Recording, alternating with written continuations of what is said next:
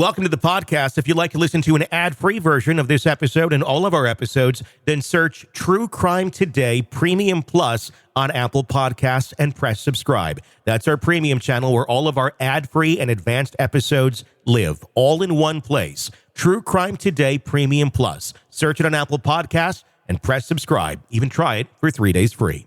The dead don't speak, but their stories do.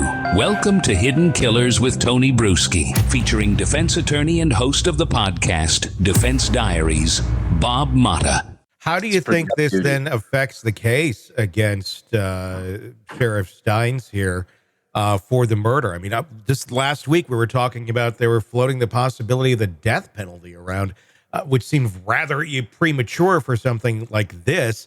But now you get into this, I guess it's really going to depend a lot on what did he know and when did he know it in terms of his reaction. 100%. 100%. I mean, because, typically you kill a public official, it's death penalty eligible. Mm-hmm. So they're always going to talk about that. So, once his lawyer, and I'm talking about Stines' lawyer, starts digging into this case, which he has, and, they're going to start uncovering things. I know, based on some research I've done, that they're desperately trying to get the Attorney General's investigation and discovery from the Attorney General regarding Fields and what they uncovered in their investigation.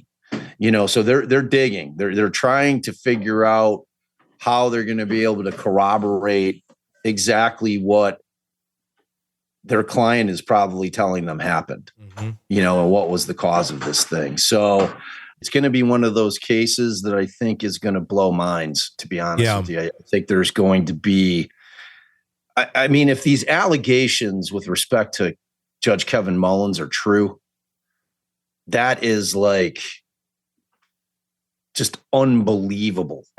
Yeah. If you've got a judge that is, in exchange for sexual favors, providing leniency to defendants in cases, man, it is going to be unbelievable. And then you have to try to figure out, if you're the prosecutor's office, how do you factor that in? Because we do not live in a vigilante country. We can't just go take the law into our own hands. We've talked about this multiple times on different cases. Yeah. Can't do it, but how does that affect what you charge them with? Yeah. Well, so it's going to be really interesting. I guess none of this, it's not like anybody here has absolute power. These are systems of multiple people that have to know what the right hand and left hand are doing of the others to make this all work. So then it goes to the next question. Who else knew? Did the DA know that this was going on? Because it's not, correct me if I'm wrong, Bob, but as far as my knowledge of the judicial system, the judge doesn't typically take defendants back into their chambers privately on a regular basis for intimate time together without their attorneys. You are not wrong, Tony. I've never seen a judge take a defendant back in chambers. Ever, under any circumstances. Yeah. I can't even, I've had cases where we're on record in chambers and they won't allow the defendant to come back, who technically has a right to be back there for every part of the proceedings. But dude, no, that does not happen. That is not a normal thing. You would think there'd be people going, this is kind of odd. He keeps having these female defendants that have, I'm going to guess I'm going to guess somewhat minor charges that he could bump around his way. And I'm not trying to make a pun. I really was not. I think you were. I think I did inadvertently, but I was not trying to make a pun. And I would think someone would have raised an eyebrow going, it's kind of odd. Maybe what's going on back there? Man, especially like his bailiff. Yeah. Like a judge's bailiff and their court clerk, they know everything that's going on in a judge's chambers. They know all the judge's business, because those two people in particular, like the primary bailiff for the judge, that's like their security. Yeah. It's like the equivalent of like you having a bodyguard. That's what your bailiff is. And your court clerk is just all up in your business, in terms of dispositions on cases, How would they not know? Right. That's what I'm saying. So, because like when the clerk is entering a disposition, and say, for instance, that clerk is privy to that defendant going back in chambers, and then at some point during that defendant's next court date, she gets some kind of nollie pros, or the judge does something that really changes the course of her case in a significant way, and that clerk has to enter it into the system. I mean, you don't think that clerk's putting it together? Yeah. I mean, people had to know, is the point. People had to know. And he's been on the bench for 15 years. So this is going to take a lot of, I mean, there's got to be defense attorneys just like chomping at the bit here on old cases going, oh, I think we can take a look at this again. Yeah. Oh, man. That's such a great point, because the ramifications, if this stuff starts to come to light, like every single defendant that's ever been sentenced, that's ever had a trial in front of that judge, everybody's going to want to look at everything that he's done. You know, I mean, because if the allegations are true, he lost his way at some point. You know, we don't know when.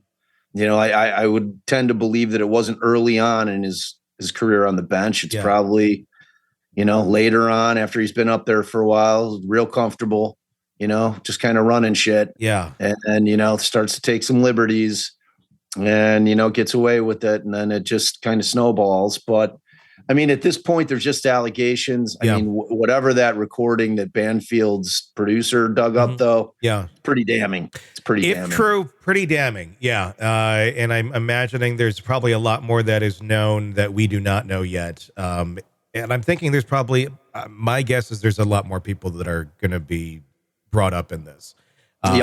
Without question. And you know what, man? We're going to know soon enough. Not going to be a happy holiday for some folks. Be a fun one to explain around the Christmas tree. Hey, guess why? Let's put the kids. I bet you could you imagine being a fly on the wall in that courthouse? Whoo, man. No. Oh, geez. Yeah. A lot of stress. Stress levels are rising down in, what is it, Letcher County, Kentucky? The stress levels are rising, man. So, threat level midnight. The son of Diddy, Christian Combs, now facing civil charges, a suing brought against him by a former yacht stewardess, alleging sexual assault and battery during a July 2022 yacht trip. Alleges claims that there was emotional and physical distress resulting from the incident. Eventually, it was broken up because somebody walked in and allowed her to escape. It doesn't sound all that different than what Daddy's being accused of in many different cases. Bob Motta, defense attorney, host of the podcast Defense Diaries, joining us. Are you at all surprised by this coming down? No, I'm saddened though, but it's like you have, we certainly knew that the family was going to have to get sucked in it at some point, especially his older sons. Mm-hmm. It's like you figure if you're Diddy, who do you trust more than your kid? Yeah. You know what I'm saying? So just in terms of like what level of involvement there was, is yet to be determined, but no, I'm not surprised. Are you surprised? Not remotely at all. It's sad because there's a level of this where, yes, Christian is certainly an adult, but you also, you take a look at it from a humanistic standpoint of this is what he was brought up around. He probably doesn't really know all that different. Should he? Yes, without a doubt. There's no excuse for these behaviors, but I think he was in such an insulated world that he thought this was normal. And unfortunately, it's obviously true, it's not. Yeah, it's true. And it's, what's that defense that they've come up with? Affluenza. Have you heard of that defense? I'm too affluent to have this affect me, basically. Yeah. That you're so affluent that you're not used to what is right and wrong in the regular world, that you've been handed everything.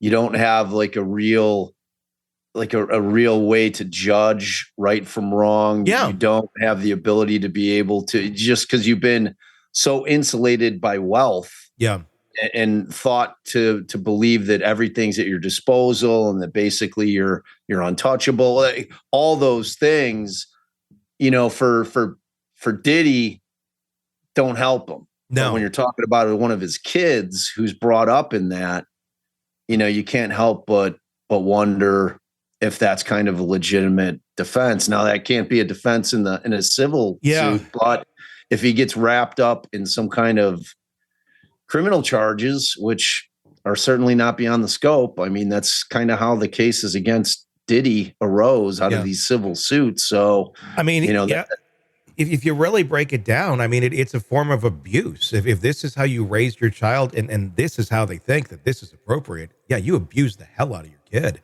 that they now think this way. Then we, of course, we come to the crossroads. Okay, you're an adult, though. You can make your own decisions, and you should, in theory, know what right from wrong is. But, I mean, we look at other cases, too, when kids and young adults are brought up in cults, which essentially this kind of is one, and it's a very different way. And we have empathy for those people going, well, they were really... But in something like this, it's a lot harder to have empathy because it's such grotesque and such predatory type behavior. Yeah, it really is. And it's, but I mean, it's kind of par for the course with Diddy though, right? I mean, it's just sad to know that his own kids probably were suffering the same type of manipulation and abuse that, perfect strangers were as well. I mean, it's just, it's one of those things where this dude was living on another planet talking about Diddy, he thought he was untouchable. And he lost, talking about people that lost their way, and we talked about this, a few episodes ago where, when you get that kind of money, man, you just kind of lose the grasp on reality. You just do, it's like that much money is always going to create issues, and it's always going to create issues with perceived power, and what you can get away with. The dude thought he was a kingmaker, and he was in a lot of different ways in the music industry, and he flexed using all of that influence he had and power in really evil ways, man. Yeah. So, and it's true. I mean, did he one who lost his way? Yes, he did. When it comes to the kids, though, it's like they never had a way. They never had, they had nothing to lose because they never had that jump off point of, okay, right, wrong. They've just always been brought up. And then that's where you look at it with a little more empathy, but it's hard because essentially, he raised, if these allegations are true, some little vipers who are out there in the world that can cause a lot of damage and ruin a lot of lives. Yep. So there's no just looking the other way, but then what do you do with people like that when they're out there now? Like, okay, lock them up if they did these horrible things to protect society. And I mean, the civil side of it's just money. Yeah, exactly. Where it's going to get real scary is when the criminal charges start rolling in, which it seems like they're going to have to, right? Yeah. I mean, that's what's happening on the Diddy side. I'm sure they're looking at all the allegations against the kids as well, going, is this a criminal territory? And if it is, I'm sure that will be meant that way as well. 100%, man. 100%. Welcome to the podcast. If you'd like to listen to an ad-free version of this episode and all of our episodes, then search True Crime Today Premium Plus on Apple Podcasts and press subscribe. That's our premium channel where all of our ad-free and advanced episodes live, all in one place. True Crime Today Premium Plus. Search it on Apple Podcasts and press subscribe. Even try it for 3 days free. You're in the thick of a true crime saga, every detail sinking in, and then, wham, a commercial about something you couldn't care less about. It's like being served a microwaved dinner at a 5-star restaurant. But it doesn't have to be this way. Go for True Crime Today Premium Plus on Apple Podcasts. With True Crime Today Premium Plus, you get uninterrupted, ad-free episodes, extended interviews that dig even deeper into the muck, and early access so you can brag to your friends. It's like ordering the secret menu at a crime buffet. So, search for True Crime Today Premium Plus on Apple Podcasts, subscribe, and savor every twisted detail without interruption.